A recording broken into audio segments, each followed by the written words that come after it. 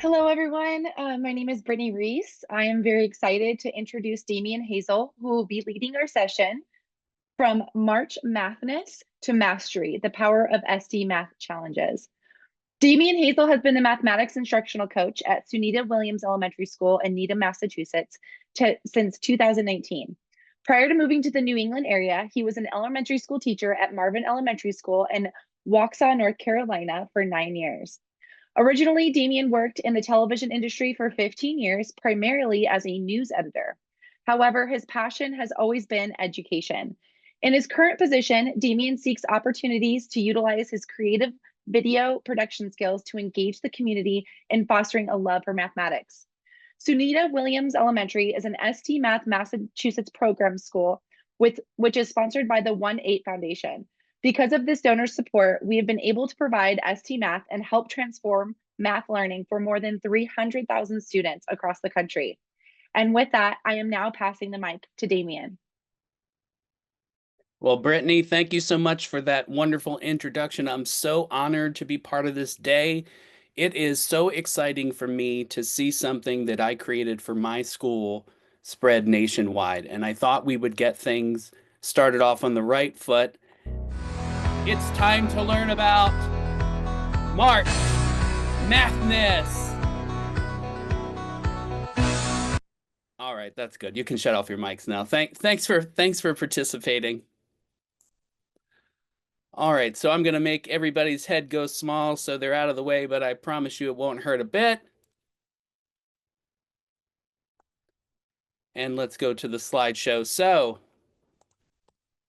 today I'm going to be presenting from March MATHness to Mastery, the power of ST Math challenges. Quickly going through the agenda, I'm going to give you a little background information about me and the school. I'm going to give you some information about running your own March MATHness, and then I'll give you some resources to organize your own challenge. So a little bit about me and Sunita Williams. So Sunita Williams is located in Needham, Massachusetts, which is a kindergarten through 5th grade school. We began in 2019. We used to be Hillside Elementary, and then we moved into a brand new building. So I was very lucky because the year that we moved into the building was the year that I actually moved to Massachusetts. We have about 540 students and 26 classroom teachers. We also have 3 intensive learning centers, ILCs, 1 for K1. We have a 2-3 and a 4-5 as well. As far as ST Math, at Sunita Williams, beginning in January through March of 2020. You may remember 2020 just a little bit as the COVID year. We actually started an ST Math trial in kindergarten and 2nd grade before we left the school for COVID. And then in 2020 and 2021, that was our first year of ST Math implementation, and we went all out and we decided that we were going to go kindergarten through 5th grade. And so this chart that you see here is about our average week at Sunita Williams. We normally averaged about 40 to 50 minutes, and our school record was about 54 minutes. And I was trying all kinds of things you may have tried as well. We had lots of celebrations. I used to do the highest minute average, the highest puzzle average. I used to give golden GGs. We would post results on TV screens around the school. I used to make a slideshow and post them around the school so everybody could see. We used top 5 posters. I made a top 5 slide. We used to celebrate kids who did their full journey, 100%. We even did student accomplishments. We used to give certificates for the highest minutes or the highest puzzles. We gave those certificates for completed journeys. We used to give lots of encouragement notes and lots of stickers. But I was noticing one big problem. I wasn't getting all the teachers to buy into ST Math. We had our own math program that we were utilizing, and ST Math was our supplement. And these are some of the things that I saw when I used to look at the data dashboard. Students with no minutes, no puzzles, students with 34 tries at a level. Now I know ice caves, that's a challenging game, but I needed to get teachers more involved. I also noticed one other problem. I started to notice that the same classes were winning and the same students were playing the game. So I needed to get more engagement. So I thought of an idea, a solution. I wanted a friendly school-wide competition that increased participation in order to help all the students reach 80% by the end of the year. And our keynote speaker this morning talked about play. And this is one way in which I could get students to play STMath. So when I introduced the idea, I did a little promotional video. Maybe if you've seen movies, you've seen like trailers. And I put the original one here on the screen, but I want to show you the one that I've created this year so you can see how far we've come as a school. This is the promotional video for this year's March MATHness.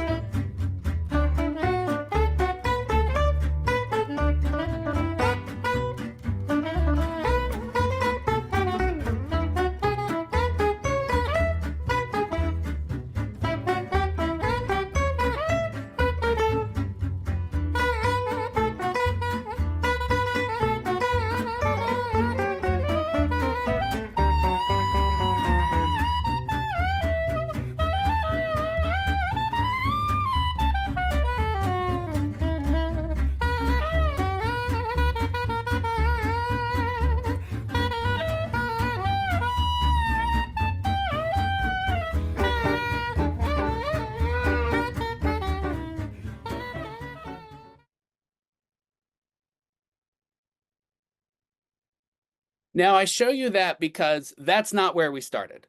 Actually, on the screen is where we started. This poster right here that says something big is coming, the madness begins March 8th, is the first thing I ever created, and I just posted that in the cafeteria.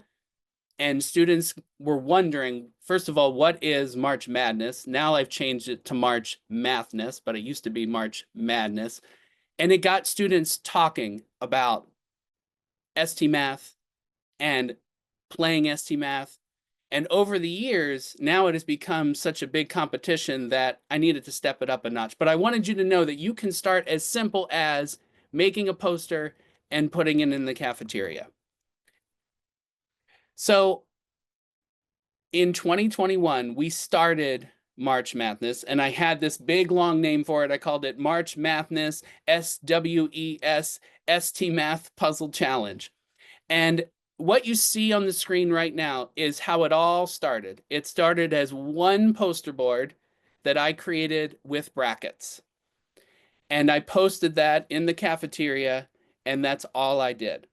And in the very beginning, I also created a video to try to show students and teachers how this was going to work. So I'm going to show this to you now because I feel like it's the best explanation I created on how March MATHness actually works.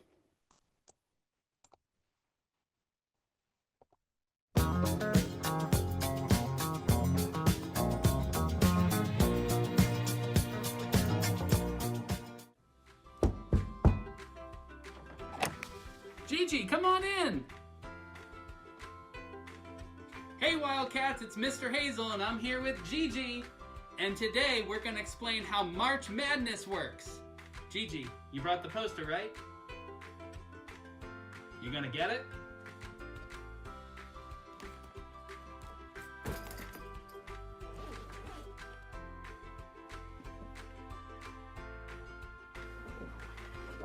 All right, Wildcats, here's how it works. Each week, classrooms will compete against each other.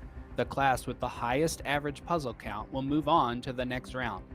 For example, if Miss Michelli's class averages more puzzles than Miss Reedy's class, they will move on to face the winner of Mr. Watts and Mr. Applegate's class in the next round.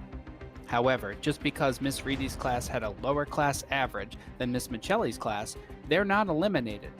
Their class, along with any other class that did not survive a round, still has a chance to be named the wild card. So every class should continue to play week after week. The wild card will be given to the class that had the highest average but is no longer featured in the competition bracket. The wild card class will automatically be placed into the semifinals. That means there'll be one of only 4 classes left to be crowned the champion. Even if a class is not able to win the wild card, they're still not eliminated, although we will crown a champion. The 3 classes with the highest puzzle average throughout the entire competition will earn an honorable mention. The PTC will award prizes to the champion, as well as classes that earn an honorable mention. For students, prizes include GG drawstring bags, water bottles, spirit sticks, pencils, and pencil toppers. For teachers, prizes include a GG t-shirt and a mini GG plush toy. So, starting on March 8th, play as many STMath puzzles as you can to help your class. The competition doesn't end until April 11th. Every class has a chance to win. Results will be posted in the cafeteria and on the TV screens throughout the school. Gigi and I want you to have fun learning.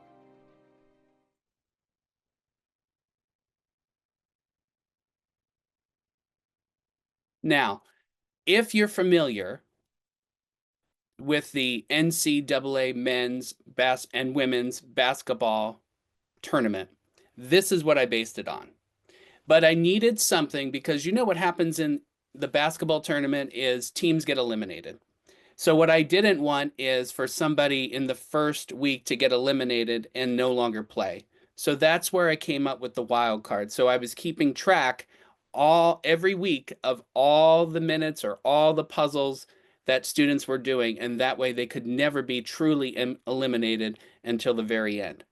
One other thing I strategically did with the bracket is I put all the kindergarten classes together, all the first grade classes together, and so on, so that they always had like a kindergarten, first grade representative moving forward. The younger grades and older grades were always moving together. And I want to show you in the very beginning, it was very basic, right? It was that poster board. This is the actual document that I created to keep track of the bracket. And all I did was post this on the TV screens. And I made a very simple spreadsheet that calculated it all for me. And you notice I was keeping track of everybody all along so that I knew at the very end who I would be giving the awards to. Now, of course, over time, this has changed quite a bit. In the very beginning, I was thinking about doing minutes. And if that's what your school needs, then maybe you could do minutes. I really think puzzles was the way to go because we have a goal of setting a certain amount of puzzles every week for students to do. But over time, something that I've noticed is the averages, especially for minutes, can be skewed a little bit because you can have one kid play 300 minutes, and then you could have another kid maybe only play 15 minutes, and that average sort of doesn't amount to what the class has.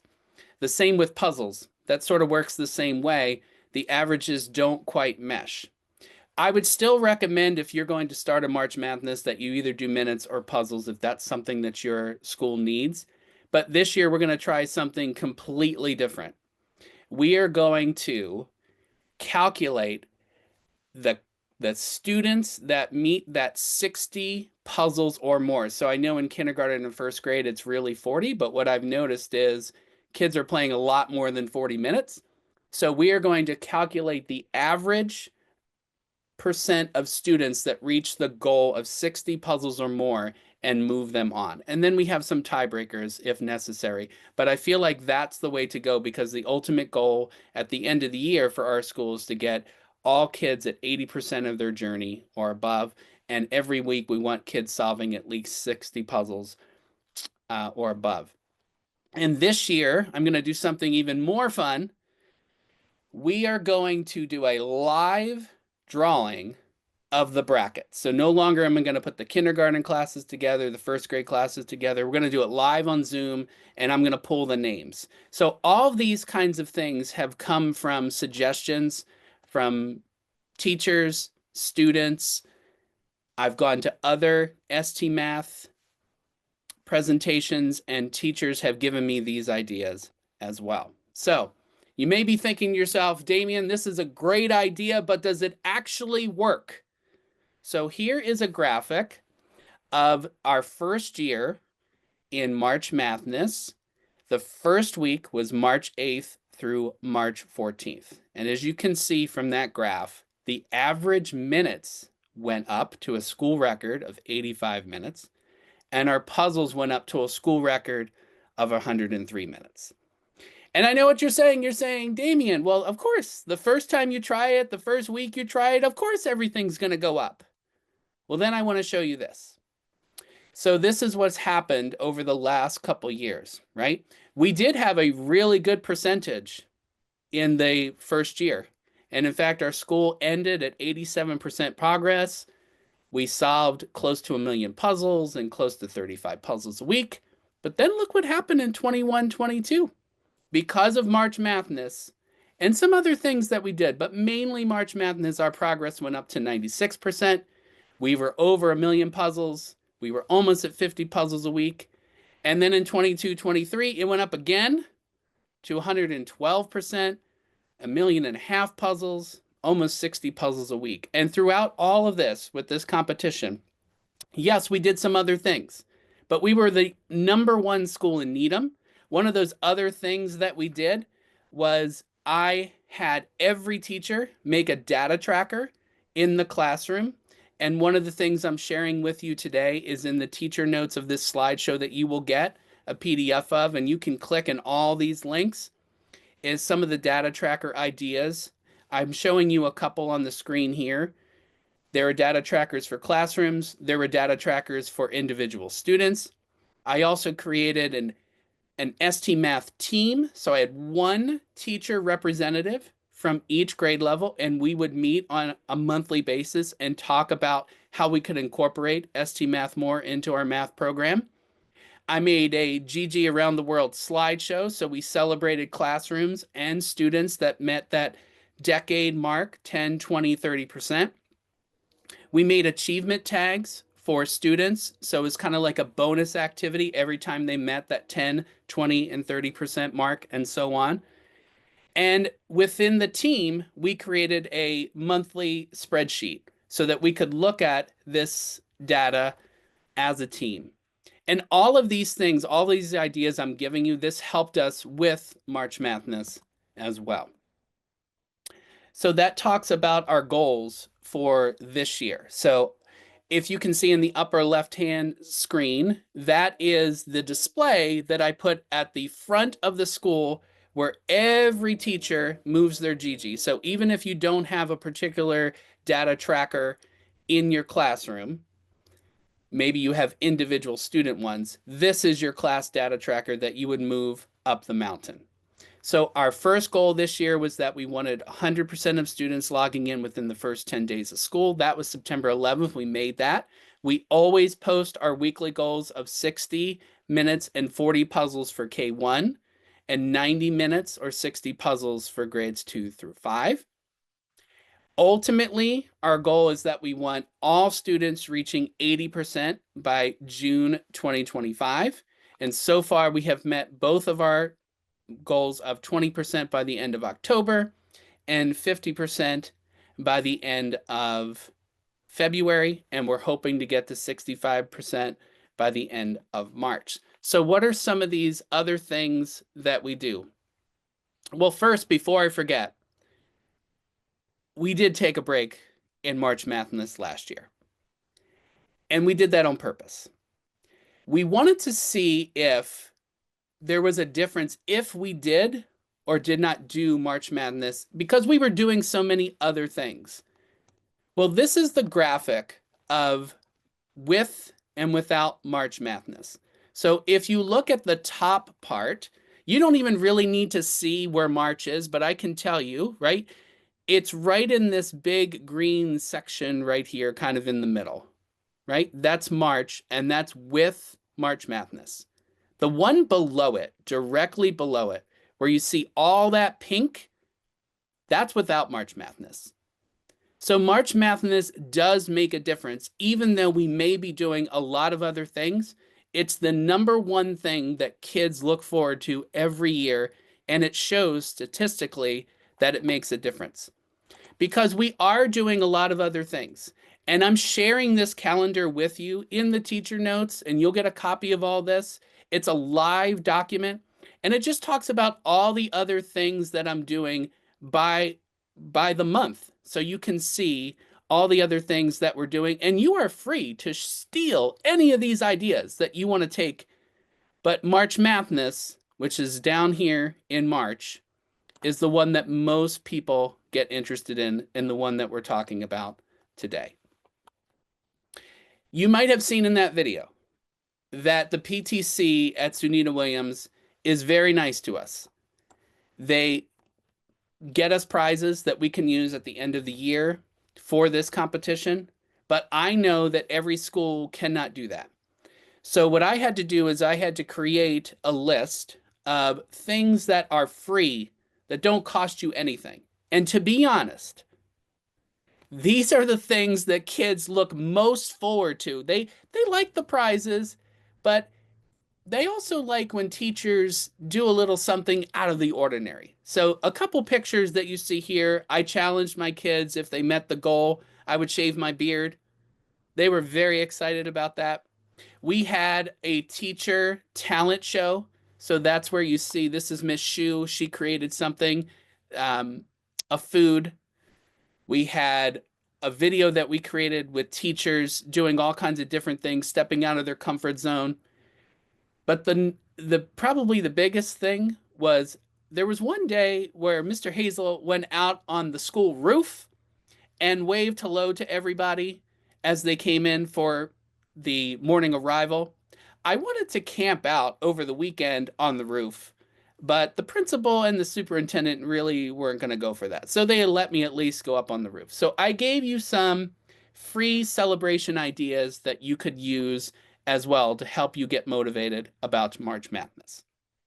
So you're here mainly for March Madness. So what I've tried to create here is some documents that you can take with you for your school, to make it super easy to get started. So the first thing we have is a flyer. So that, what you see on the screen there, that's the actual flyer that we created. You can make copies of this and just post it around your school. That's what we do with it. I like to incorporate the March Madness competition with the basketball tournament. So just so you know, if that's something you want to do, the competition this year is March 18th, where the first games are March 18th and March 19th, and the championship game is on April 7th. So this year, I'm going to run March Madness from March 10th to April 13th, which is 5 weeks, keeping in mind that spring break is from April 18th to April 27th. Some of the other things that you can do for March Madness is, maybe you don't want the teachers to know where they stand every week. So maybe you're not interested in using the wild card. So one of the things I came up with is a color bracket. So instead of giving all the names of the teachers, you can just assign the teacher a color. But here's the key. Don't tell the teacher what color they are. Only you know. So every week they see a color move forward, but they don't know who they are until the very end. You'll reveal who was what color. So a lot of people like that idea because then they don't have to worry about the wild card. They don't have to keep up with all of that information. They can just use the colors. I've also seen teachers use animals. I've seen teachers use names of schools like Duke University, University of North Carolina, Appalachian State. They just picked schools that they could use. I even put an email in the teacher notes there for you, so you can copy that email and you can send it out to teachers so that they already have something. You know, the best part about being a math coach is that I can create these things for teachers that make their job even easier. And one of the things I also wanted to show you is this is also in the teacher notes. There's lots of different brackets that STMath has created for you. So you can use their brackets. They're pre-made for you. I'll go all the way up to the bracket slides.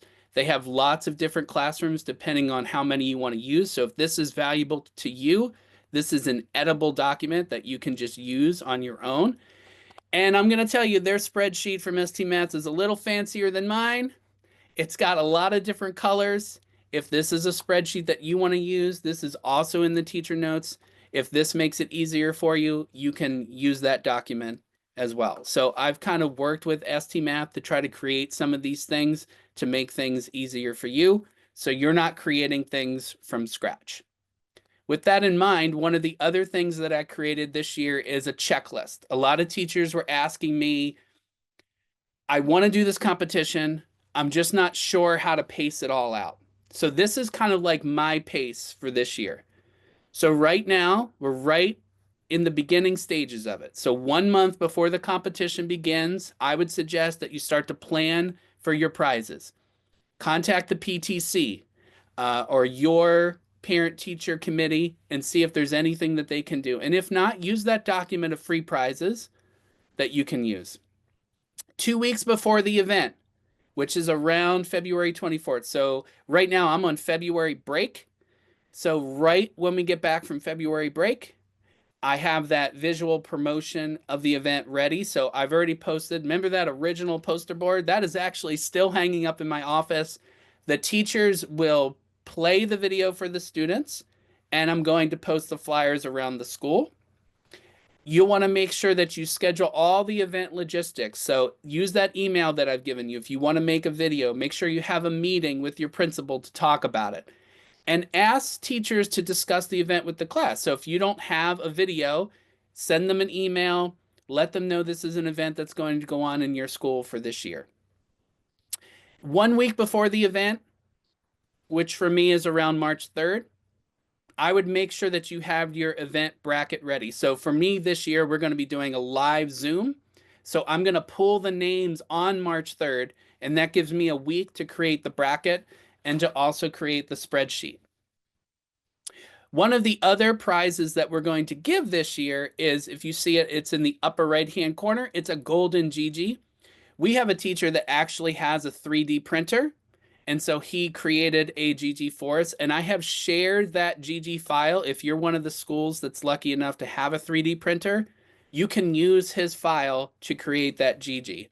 And one of the things I noticed from talking with schools is maybe not your school has a 3D printer, but most high schools have a 3D printer. So you can partner with your high school to sort of get that golden GG made for you.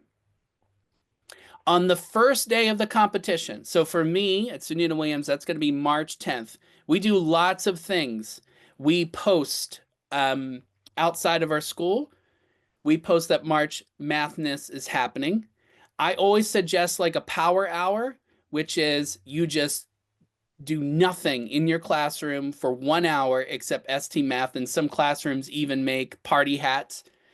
I've tried a pep rally in the past. It's very complicated to pull off, but if you can pull off a pep rally, that's exciting. If you have a penguin costume, you can have a GG visit. I usually dress as Gigi and stand in the car rider line and wave to everybody just to remind them. Simple little things, going around with encouragement notes or stickers. And then a few years ago, students came to me and said, Mr. Hazel, can we dress as a penguin for the first day? Of course you can. So maybe students just want to dress like a penguin. Those are some things that you could do on the first day to get things going. Ultimately, it leads back to that celebrating the accomplishments. Remember, in the very beginning of this presentation, I talked about how we were doing lots of different things to celebrate accomplishments. It really comes down to the kids. So I'm happy to be the spokesperson for March MATHness. But like our keynote speaker said this morning, it's really not about me.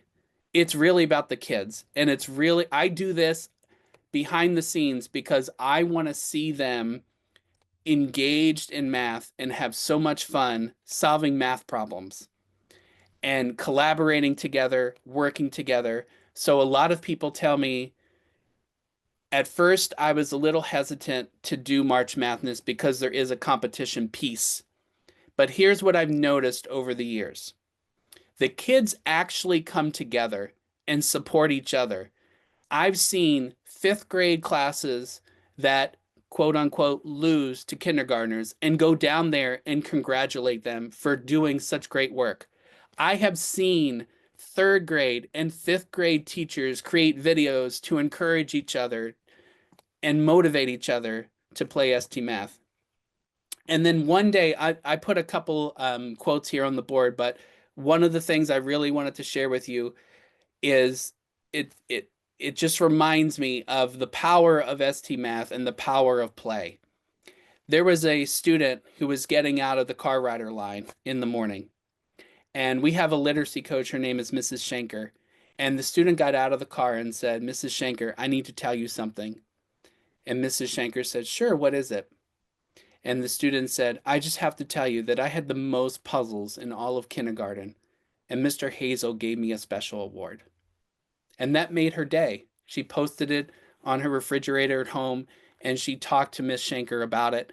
And later on, I heard about it. So those are the kinds of things that ST Math can do, and I hope that March Madness will do for you.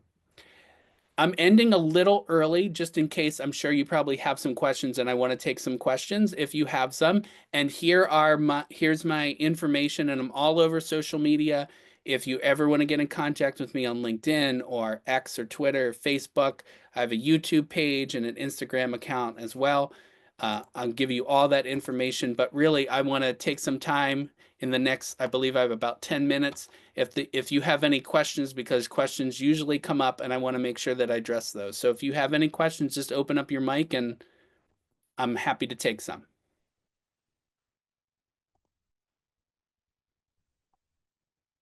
Just double checking. Did you say, for the most part, I know you changed this year, but you use the average puzzles per week? I do. I think that's the easiest way to go. And I feel like it's because every school has that goal of puzzle counting, that I would use the average puzzles per week. Thank you. How did you figure out the wild card again? So the way the wild card works, so let's say that we're using the puzzle, the average puzzle. I would still, in that spreadsheet, I would still calculate the average puzzle, but I wouldn't count it until the very end. So what I did is in the quarterfinal week, which is about week 3 or week 4, I took whoever had the highest average of the classes that was eliminated and moved them into the wild card. Does that make sense? So you're still keeping track of the average puzzles per class, and then I would take whoever had the highest average of those weeks that was eliminated and move them into the wild card. So the highest average. Right. Because okay. What I normally saw is, in my school anyway, kindergarten plays a lot. And that's why we moved up the puzzle count from 40 to 60, because they still play a lot. And what was happening is when I paired the two kindergarten classes against each other, sometimes they were the two highest in the whole school. So it seemed unfair to me to eliminate one, even though that they would have beaten everybody else that week except for that one class that they played. So that was part of why I'm also mixing up the kindergarten. Besides that, they told me they're tired of playing the same classes all the time. So I said, okay, let's mix it up. No, we've been doing March Madness for a while at our school too, but I haven't done the wild card, and I think that'll pull in more of them, because they really do have the most puzzles of the year during March Madness. It's awesome. Yeah, and if you've done it for a little while, I would even, if you want to try like not telling the class names and doing something else with like the colors or animals, I've seen that has worked really well as well for schools that have done it for a few years. Okay. Damien, we have a question from the chat about the ST Math data spreadsheet, not listed in the resources. The ST Math data spreadsheet. So Yeah. I can check on that, but I feel like I put it in there. But after this session, I'll make sure that it's in there. So I know my spreadsheet is in there, but I'll make sure that because I know I put a lot of links in there, but I'll make sure the STMath data spreadsheet, the one with all the colors. Yeah, I believe so. Okay, I'll make sure that that's in there. Let's see. Nicole, is that the one you're looking for? Yes, that's the one that I was referencing, the one with all the colors. Okay, I'll check and make sure. That was something new that they just created recently, but I thought I added it, but I'll make sure that it's in there for you.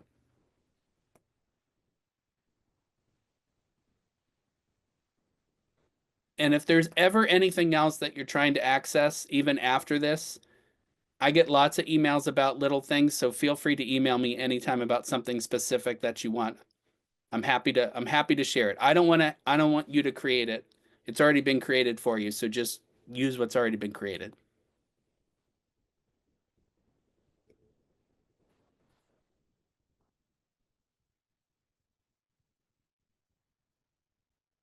That was probably the fastest I've ever gone through that presentation in my entire life. So if you have like specific questions that you just can't think of right now and you want to email me later, that's always, of course, something that you can do as well. One of the things that I just remember this, one of the things that usually comes up is what happens if there's a tie. So this year I'm thinking, because I'm doing the percentage of puzzles, there could be a tie. So I always have this like ranking of tiebreakers. So my first tiebreaker will probably be the average puzzle count, and then I'll probably go to average minutes. And if we're still tied at that point, I'll probably go with the student who has the student in the class who has the highest puzzle count. But I say this, I'm going to knock on wood. I have never had a tie. In all the years I've done this, I've never had a tie, but I'm prepared just in case there is a tie. We had have a a tie work last year. I'm sorry. We had a tie last year, and so we had 3 people playing for one bracket, 3 classes playing for one bracket. Oh, there we go. Thank you. Yeah, and so a lot of times people say, well, I don't have an even amount of teachers. So there's been times where I've had to like stack 3 teachers in 1 week against each other, and that's okay. You know, you have to adjust it to the way it works for you. And I know this is a STMath conference, but I have to say when I was a classroom teacher, I used this bracket for lots of different things. We used to do our favorite books. Everybody used to pick a book, and then week by week we used to take the books and which one was our favorite book. We used to do historical, social studies, people, and we used to put them against each other, and we used to vote. So there's lots of ways that you can use this idea, but nothing does it as much as March Madness, I don't think. I have a question. Since like Pi Day kind of falls in and along the lines, do you do anything specific where you integrate the two? Say that one more time. Like Pi Day, March 14th, do you do anything that integrates the two with March Madness? I haven't, only because we are a elementary school, and there are some 5th graders that ask me about pi. In fact, there are some 5th graders that come up to me and have memorized pi to like 35 or 38 digits out. And I go, wow, that's fantastic. And I give them like an award, but no, I've never really done anything. This takes to be honest, this takes a lot of my time during this month, but I haven't done anything. That would be if somebody had an idea to move something with pi, that would be a good idea, but I've never done that.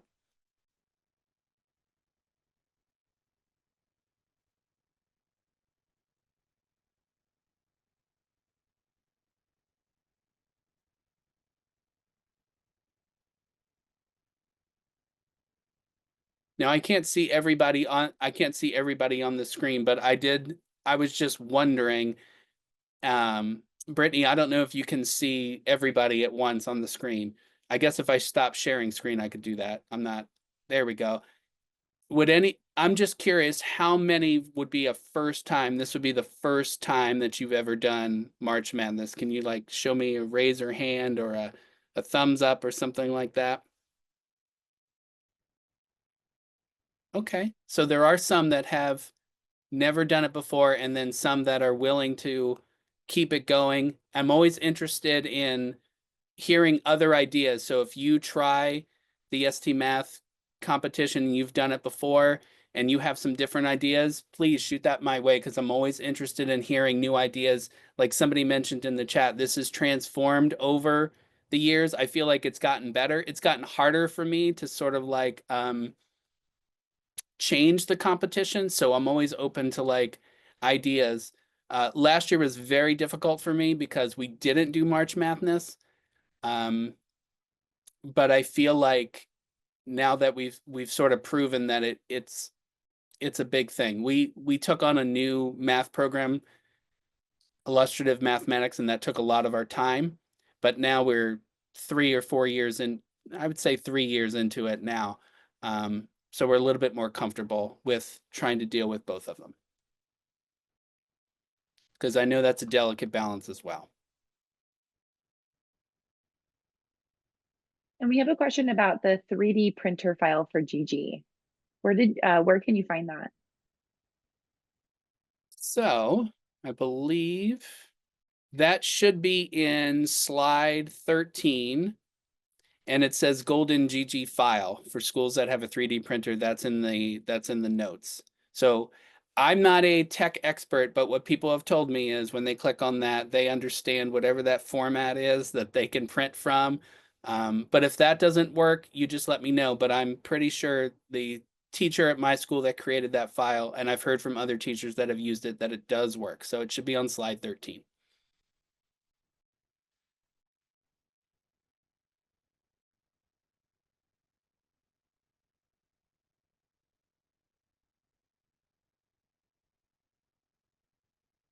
So I'm not sure if the presentation in Whova looks like it's a PDF, so we can't see the notes. Is anybody else seeing that too? Or maybe you were able to open the notes.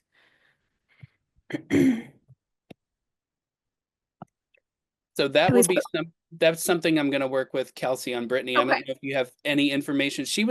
Kelsey was originally going to make one file, like with all the teacher notes in there, but I think the way she's going to share the slideshow is that you would have access to the teacher notes. But if you can't, I'll talk to Kelsey about that. But Brittany, I'm not sure if you know anything about that part. I don't, but I will also reach out to Kelsey, and that way we could get it going for you. Yeah, we'll make sure you get it. But easiest way is if you'd want to just email me and say, Damien, send me the slideshow, I will send you the slideshow. And that'll make it super easy for you and you can have everything. Sounds great.